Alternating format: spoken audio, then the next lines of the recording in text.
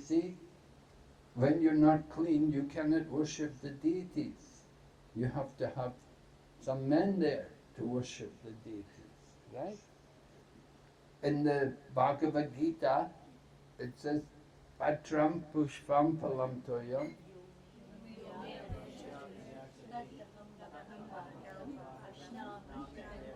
Yes, Lord Krishna is saying, you can offer me with love and devotion a leaf, a flower, a fruit or water. Then I will accept them. So Baladeva Vijayabhusan, one of the commentators, famous commentator on the Bhagavad Gita, he has put in his purport there, he says that if we want Lord Krishna to accept our offerings, we must be clean.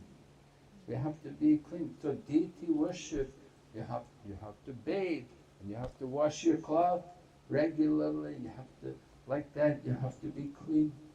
And when you're contaminated, you cannot worship the deities. At that time you have to invite your husbands or whatever, who's ever there, who's clean, to do the puja.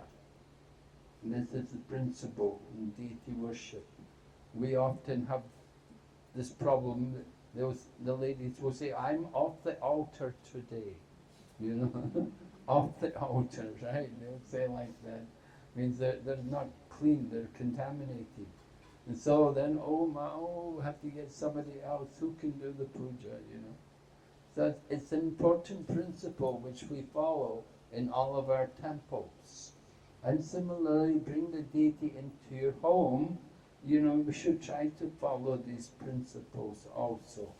So when Mataji is contaminated, at that time Prabhu has to do the worship, and he has to do the cooking, and he has to make the offerings and these things, you see. So this is important principles in deity worship, worshipping the deity.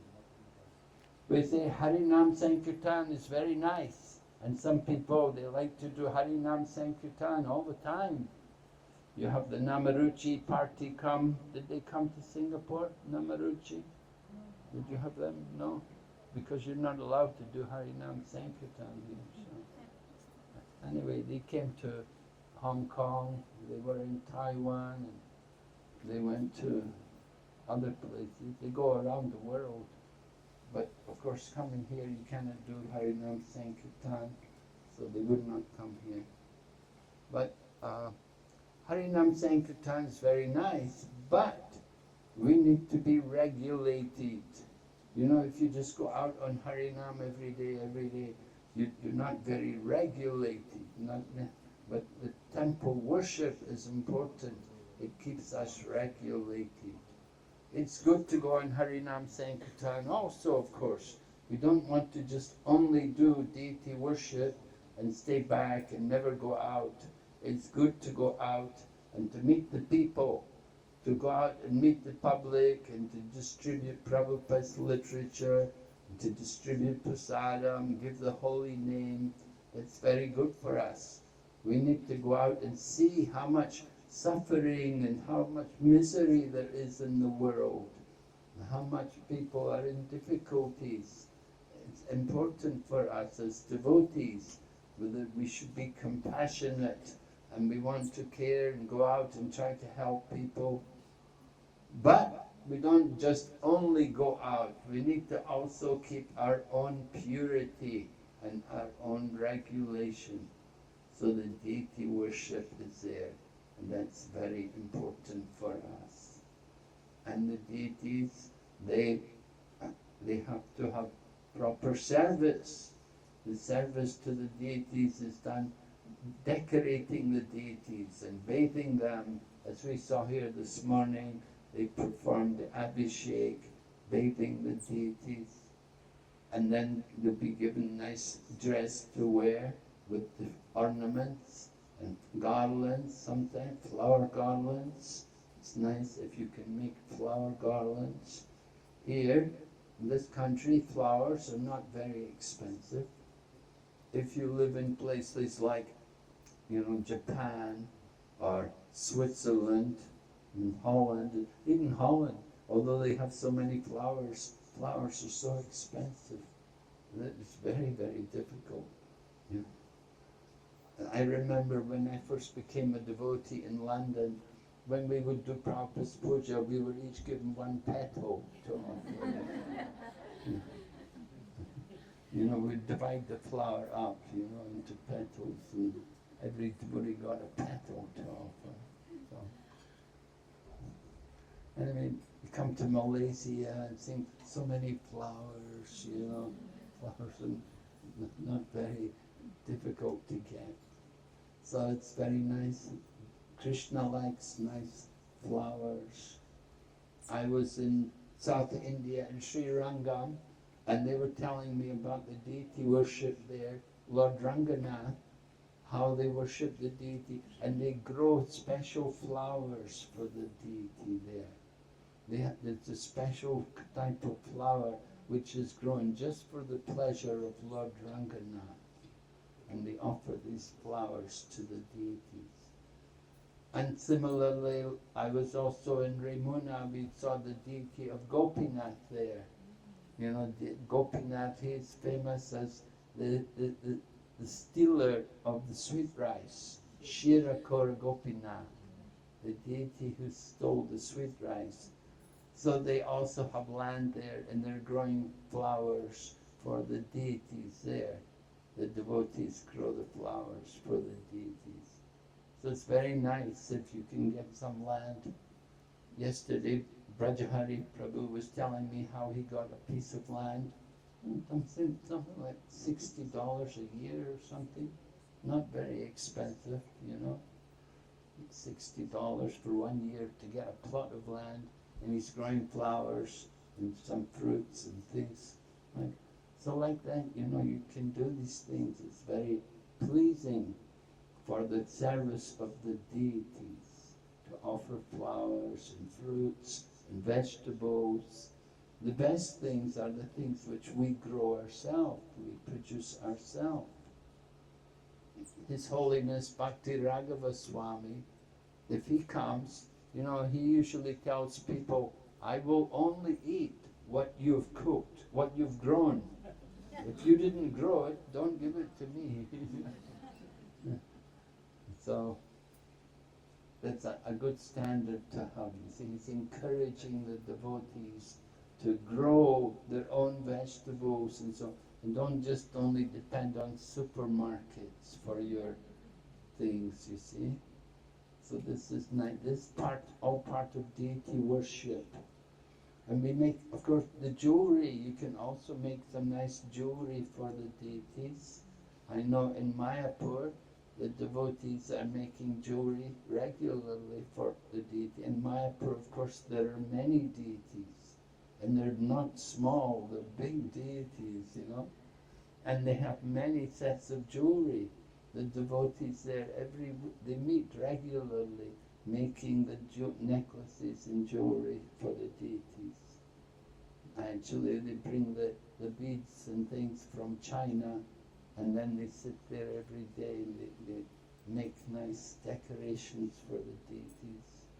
So when you're in Mayapur, you just see have a look at all those necklaces which the Panchatattva are wearing, and Radha Madhava, Astasaki, they all have so many ornaments. It's all made by the devotees. So very nice service for the deity. So like that, we can serve the deity in many ways. In Chaitanya Charitamrita, you can read about Raghava Pandit and how he served the deity. And Lord Chaitanya praised Raghava Pandit. Raghava Pandit's home is in Panihati. Panihati is near to Calcutta, not very far away from the airport. And it's on the bank of the Ganga, Panihati Ghat. So Raghava Pandit lived there with his sister called Damayanti. And they were serving the deity. Lord Chaitanya talked about the worship, the deity worship of Raghava Pandit. Because what happened was, Raghava Pandit, he had the custom to bring coconuts to offer to the deities. You all know if you've been to Mayapur, it can get very hot. And the coconut is very cooling and refreshing. And so he would bring coconuts to offer to his deity. And he would find out places where they had the best coconuts. He would want nice, sweet coconuts. You know, sometimes in India the coconuts are not very sweet. You get good sweet coconuts in Thailand, they're very good here. And if you go to Cambodia, they have very nice coconut. I was at Angkor Wat one time and they had the huge coconut, cost $1. Nowadays in India, coconuts are also about $1, you know.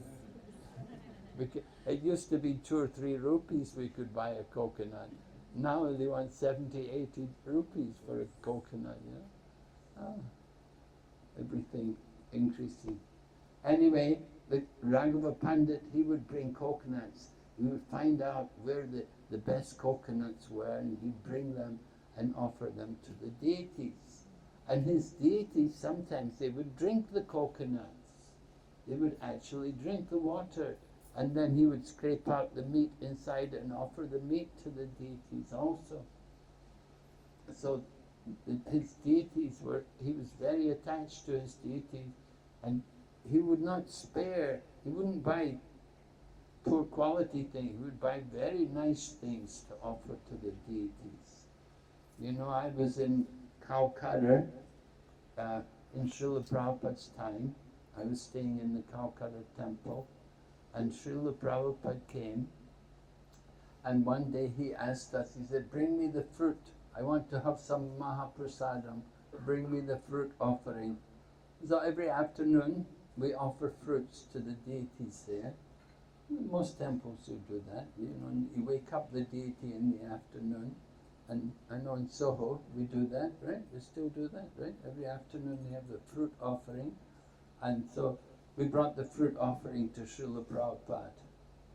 And Srila Prabhupada took some of the fruit. Then he said, who has purchased this fruit? And so devotees said, oh, it was purchased by Debu, Srila Prabhupada. Debu was a local man. He was coming to temple. He was not initiated, but he was about 30 years old. He was a responsible person.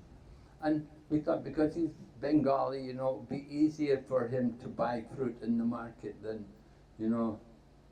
white people, we get cheated, they give us we would think, oh, very, very good price, and they're actually charging us twice as much as what we bring. And so we thought the local man, he will do it good, So we said, Debu brought the fruit. And so Prabhupada said, tell Debu to come and see me. So when Debu went in to see Srila Prabhupada, Prabhupada said to him, you are Bengali and you don't know how to buy fruit? So Prabhupada was indicating, that when you purchase things for the deities, don't just purchase garbage.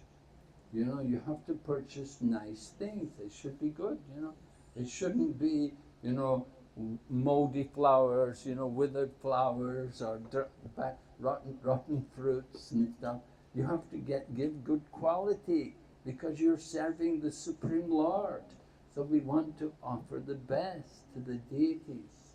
So Raghava Pandit, he would do like that. He was very careful. He would not worry about the price. He'd go far and he'd bring the fruits and the vegetables, the flowers and things to offer to the deities.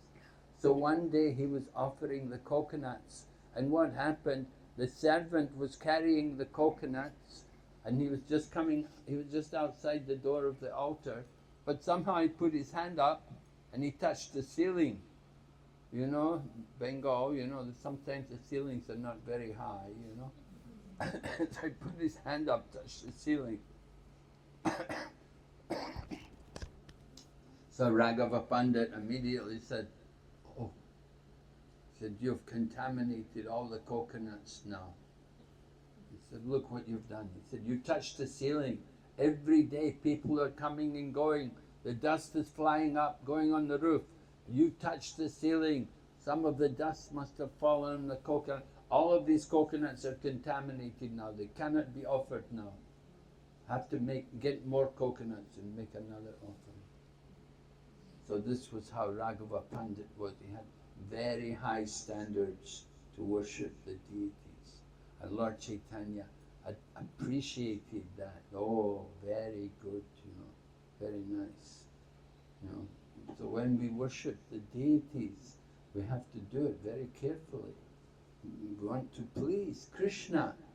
The Lord has come to stay in your home. You have to offer the nice things for him. We have to offer.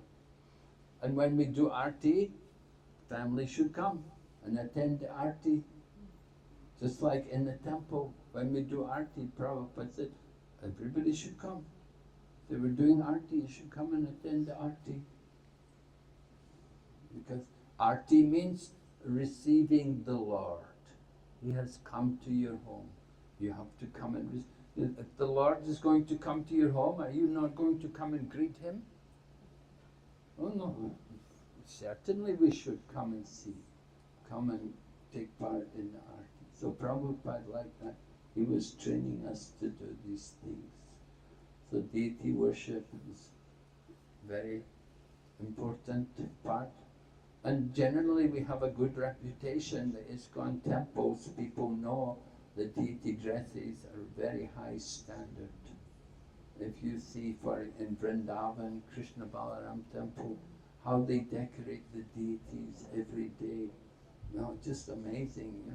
If you look on the internet, you can see how nicely they've done it, how much trouble they must be taking every day to come out with new arrangements, different decorations and so on for the deities. So it's very inspiring to see. Actually, one of the ladies who's there now in Vrindavan doing it, she used to be in Taiwan. Then she went to Dubai, and she was in Dubai for a while, but now she's there in Vrindavan.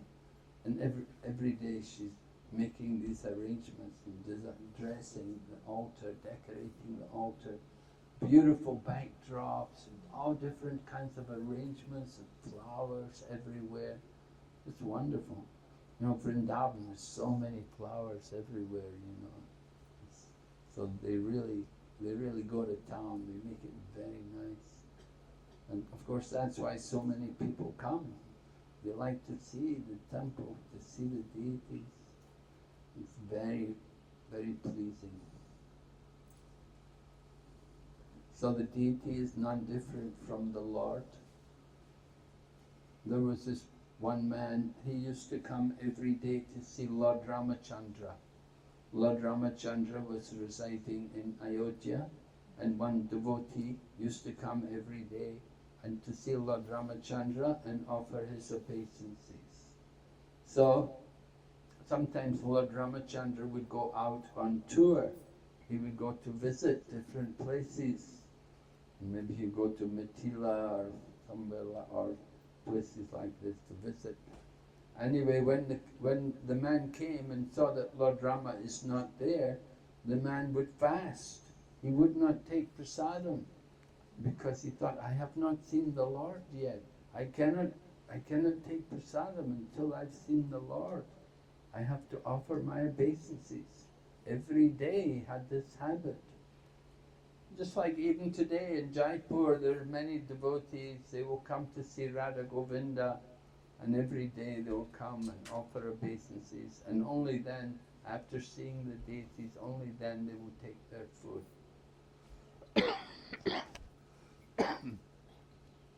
So this man was coming, and Lord Rama was not there. He could not, so he would not take food. And Lord Rama was away for several days. So the man was fasting until the Lord returned. And so when Lord Ramachandra came back, and they told Lord Ramachandra, your devotee is fasting, he's waiting for you to come back. So Lord Rama thought, this is not proper. And he called the man, and he gave the man one deity. He gave him the form of Sita and Rama. And he told the man, He said, you don't have to wait for me to come. He said, you simply worship the deity and you can offer your respects to the deity, because this deity is none different from myself. So the Lord is not different from the deity. There's the Archa Vigraha, the Archa Avatar. The Lord descends in material elements in the form of the deity. So deity worship has been there for a very, very long time, and some deities have been there for many, many years. We went to see the deity. We were in Ramuna, and the deity of Gopinath is there. So that deity of Gopinath, it was carved by Lord Ramachandra. When Lord Ramachandra was in exile one time, he was seeing the cowherd boys in somewhere where he was in the forest, and he was seeing these cowherd boys, and he was admiring them and appreciating them. And Mother Sita saw the Lord, and she asked him, "Oh, what is it that why you're so captivated?" And the Lord said, "Oh, I'm thinking how in future incarnations, I'll be a cowherd boy myself, and I'll be like these boys." And Mother Sita said, "Oh, how wonderful." She said, "Why don't you show me this form? I'd like to see how you appear in this form." So Lord Ramachandra carved this deity of Gopinath, which is there in Ramuna. Lord Ramachandra personally carved that deity. So that deity, it was residing there in the forest for many, many years. But then some king came, about 1,000 years ago or more. One king had come there, and he had seen the deity, and he was attracted to it. So he arranged to bring the deity to Ramuna.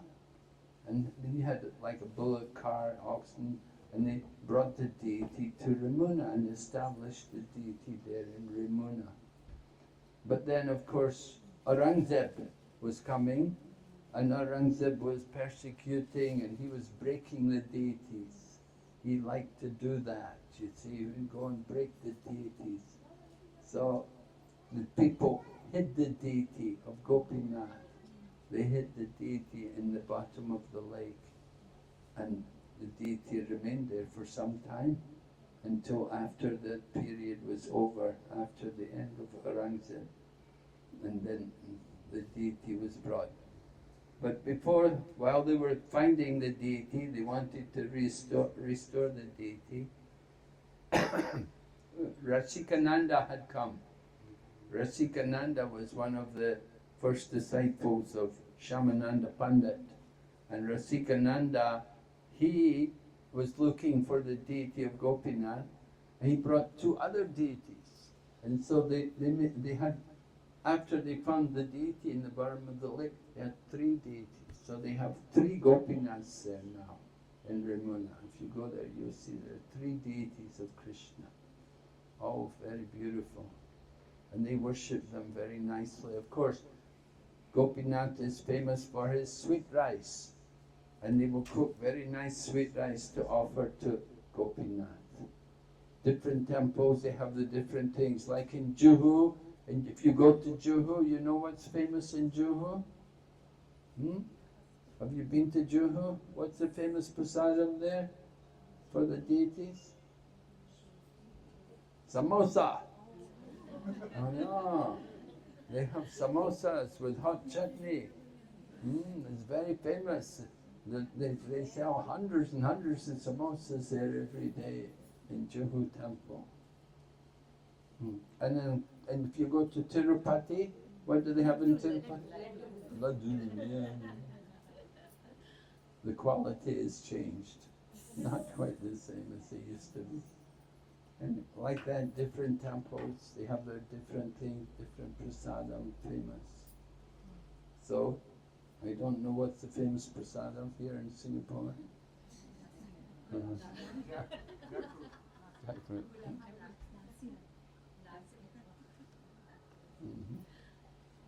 So anyway, we like to prepare different dishes for the pleasure of the deity. It's very important. Raghava Pandit was such a good cook.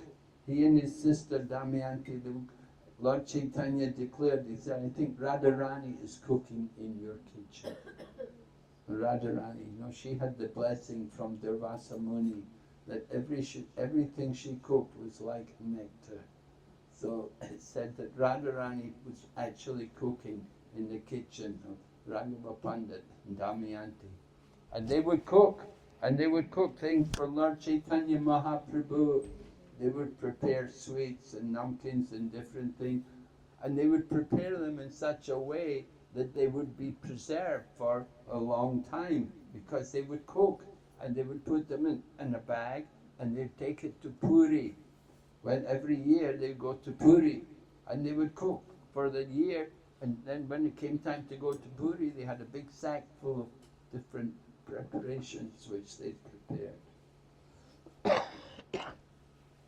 So they would cook all of these nice preparations, and they would pack everything very carefully, and they bring it all to Jagannath Puri, give it to Lord Chaitanya. And it would all be fresh and tasty, just as if they had just made it, because they were such expert cooks. As I said, Radharani was cooking in their kitchen. And so, like the Lord Chaitanya would relish all the different preparations which they would cook, the different things. So, like that, we want to also cook nicely for the pleasure of the deities, pleasing the deity. Lord Krishna, he likes to enjoy things, there's that one song which we sing every day, Vajabaka Vatsala, right? And what does it say? Luchi Chini Sarapuri, Ladu Rasabali. This kind of thing, different things, all different special treats which Lord Krishna enjoys eating every day. So like that, we cook for the pleasure of the deities, right? We don't cook for our own self, I don't think Krishna likes pizza and pasta, Yeah. People sometimes, I want pizza, cheesecake, these things, No, we cook for Krishna. When they gave Prabhupada, one time in Los Angeles, the devotees had made some sweets and they gave to Prabhupada. Prabhupada said, what is this? It was made with something like marzipan or something, And so Prabhupada said, what is this? And they said, Prabhupada, we made this for you. He said, but why don't you make the sweets I showed you, He said, I taught you to make Bengali sweets, Rabari and Sandesh and Burfi and Rasamalai and these things. And devotees concoct different things, marzipan and chocolate and things. No, we try to cook nicely for Krishna, cook with the nice traditional things. So that is all part of deity worship.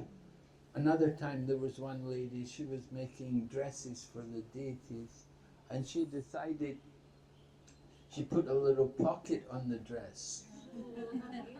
And in the pocket she would put sweet balls. But Prabhupada said, no.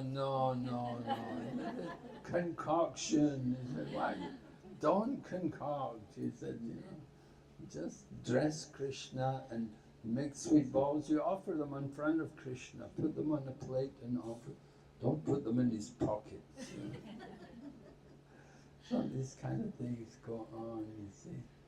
We have to try to keep the standards, follow the tradition. Decorate Krishna nicely with different ornaments, peacock feather and like that. We like to please Krishna. So observing festivals is also an important part of deity worship. When you have the deities, then you have to also give special attention to observe festivals. Like Radha and Krishna, they will celebrate especially Krishna Janmastami, and Radha Astami. Then of course you have the month of Damodar, these kind of things. And you have Gornitai here, so you have to celebrate also Gaur Purnima, Nityananda Trayodasi. Actually, usually we will not have the worship of Gornitai with Radha and Krishna. We will separate them, right? Because Lord Balaram, he never comes when Krishna is with Radha. When Krishna is with Srimati Radharani, Lord Balaram will never be seen there. So Gornitai, Brajendra Nandanase, Sachi Sutta Hailahe, Balaram, Hailo Nitai, right? So Lord Nityananda is no different from Balaram. So Gornitai, usually what you see, when you have Radha and Krishna, we'll just have Chaitanya Mahaprabhu, right? If you go to Bangalore temple, you'll see one of the temples there, they have Radha Giridhari and Chaitanya Mahaprabhu. And if you go to Gaudiya Math temple there, they have also Gandharvika Giridhari and Chaitanya Mahaprabhu. And in Mayapur also, on the altar at Mayapur, you see Radha Madhava Astasaki, Chaitanya Mahaprabhu is there, no Nityananda. Nityananda, he's in the next room with the Panchatattva, you see. So traditionally we don't put Balaram where Radha and Krishna are. You have a separate altar. Right? In Vrindavan we have 3 altars. So Gornitai, Radha Shamsundar, Krishna Balaram, like that. They're separated. So that's usually this. So here we have Gornitai and Radha Krishna, so you have to make separate altar for them. Right? Put them on another altar. That would be better, that would be proper. This way you can keep the standards of deity worship. So worshipping the deity, the devotees are becoming serious, more and more serious about it. We have a nice department of Ministry of Deity Worship, and there's a department, and they have a nice course on deity worship. They even have a course in making turbans, how to make turbans for the deities, and so many nice things are going on. So devotees are encouraged to take part in these things, go and take part in the course and learn all the principles of deity worship.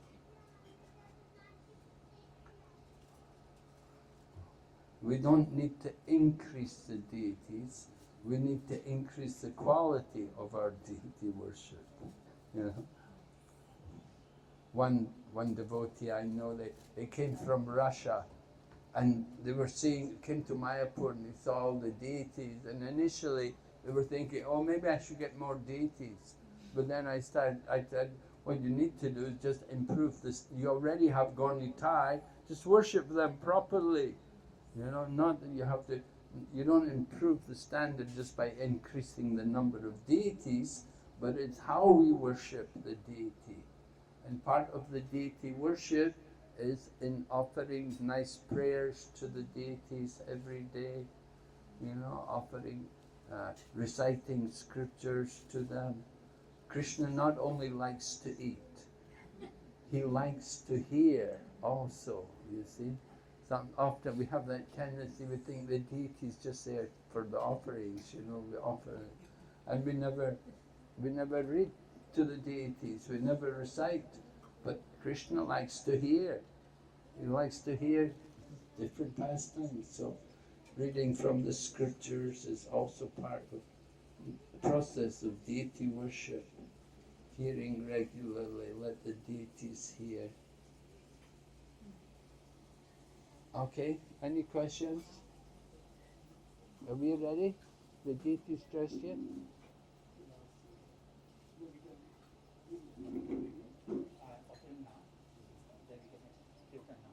Huh? You ready? Ready now? Huh? Any questions? Okay. Any questions? Any questions I can ask? Yes? What is the difference between deities at our home and deities in the temple, Guru Maharaj? What is the difference between deities at home and deities in the temple? Well, that's up to you. You can have the same standards as in the temple. It's very nice. If you can have the same standards, then it's very nice. Sometimes, of course, in the home it's difficult to keep the standards. Sometimes you're not able to be quite so regular. In the temple, you have to be very regular, you know. Everything must be done every day, you know. Mayapur got, you know, temple packed with people every morning. You got to be on time, you know. So everything is done very carefully in the temple. So in the home, you try to also come up to that standard. Try to keep that standard. In the home, sometimes there's not so many people there, so you have to do your best. You try to make nice arrangements for the pleasure of the deities. But the standards can be the same rules and regulations. We don't say, oh, in the temple you do like this, in the home you do like that. No, it's the same standard, but it's just more difficult to follow when you're at home.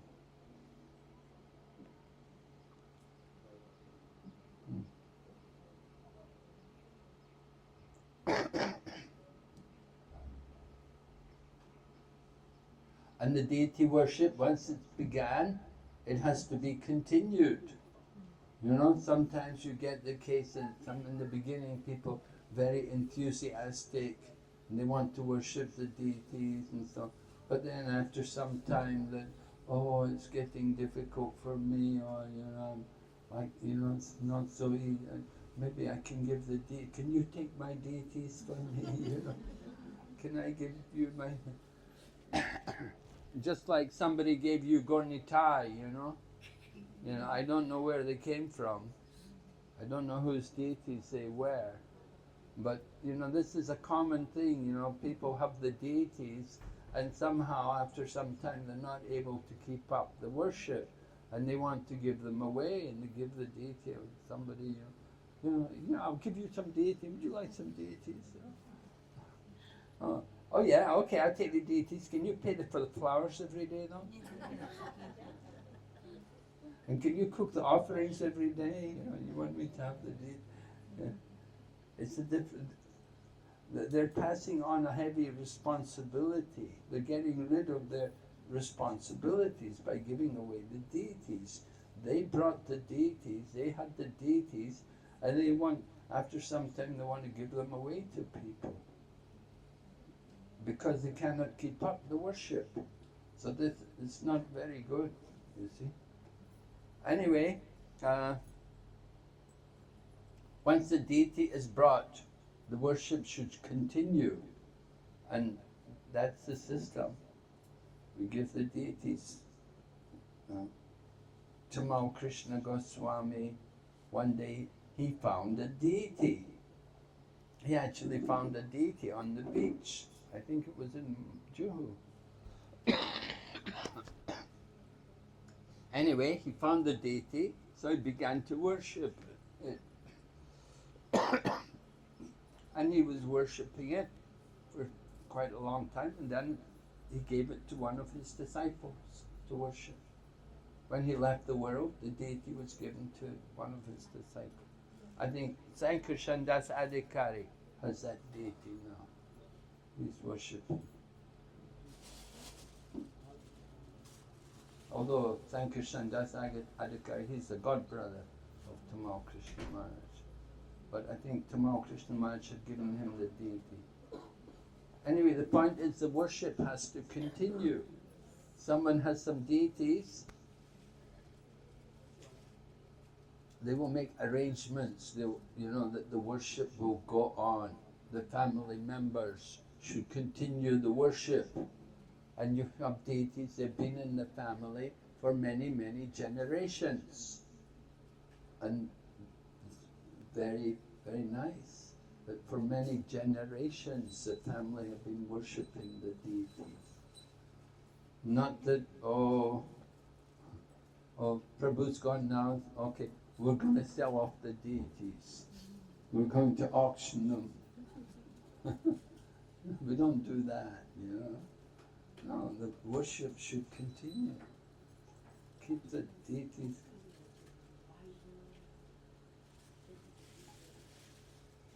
It's a deity worship. Like the temple, once the temple is opened, Prabhupada said temple cannot be closed. Has to continue. You open a temple, you have to so you bring the deities to your home, you have to continue the worship.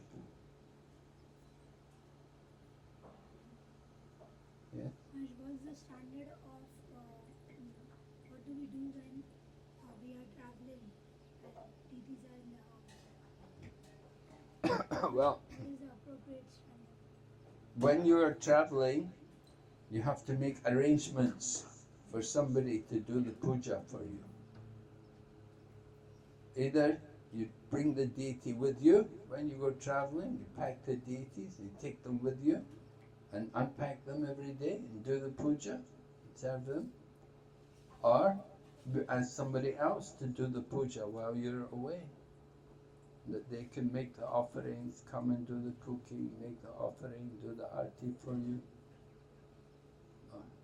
You may possibly put the deities into their home. Sometimes you go to someone's home and they've got, you've got three Jagannaths here or something, you know. Oh yeah, these other couples, they went away to India, they give me their deities while they're away. You see, bring their deities. Yeah. If somebody's already worshipping the deity, then they may agree also, you could put your deities also there, maybe. But that's not the best thing. Best thing is, you see, actually it's not good that we have to disturb the deities. You bring the deities, you put them in on the altar, that's their home. You can't say, no, I'm going away, now you have to move. No, it's the deity. The deities come to stay in your home. You can't tell the deity, I'm going away, you have to go some other place. That's not very nice, deity worship, is it? How would you like that, you know? No. You brought me here, now you're telling me to go some other place. Not very nice. So, somebody should really come and do the puja.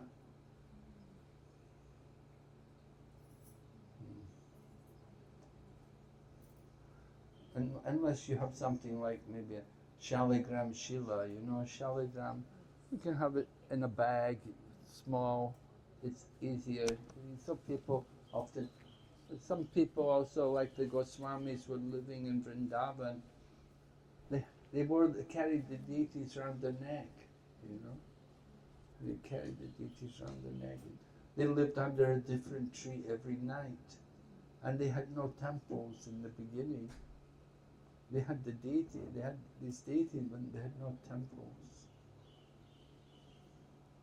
But then Krishna arranged a nice temple for them.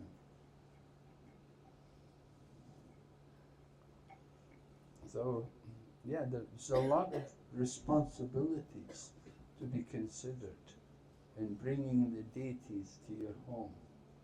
You know, you have to make nice arrangements.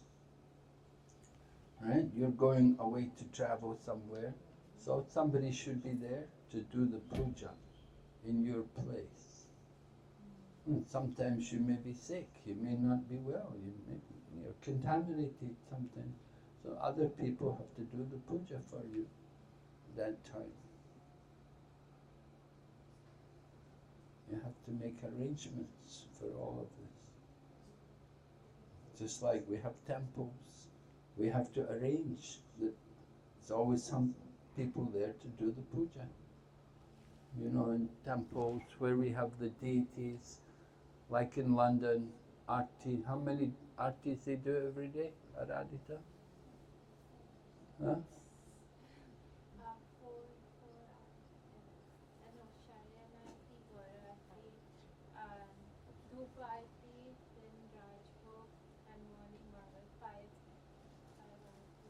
Yeah, at least 5, yeah. Mm. 5 are every day. So it's, and there are offerings to be done every day also. So it's not a small thing, it's a big responsibility. Like Mongol Arti, they will offer milk sweets. So you have to cook milk sweets. And it takes time, take a few hours to cook milk sweet, boil the milk down, you know, stirring every day, you know, it's a lot of work. People to do these things, and you have to be very devoted.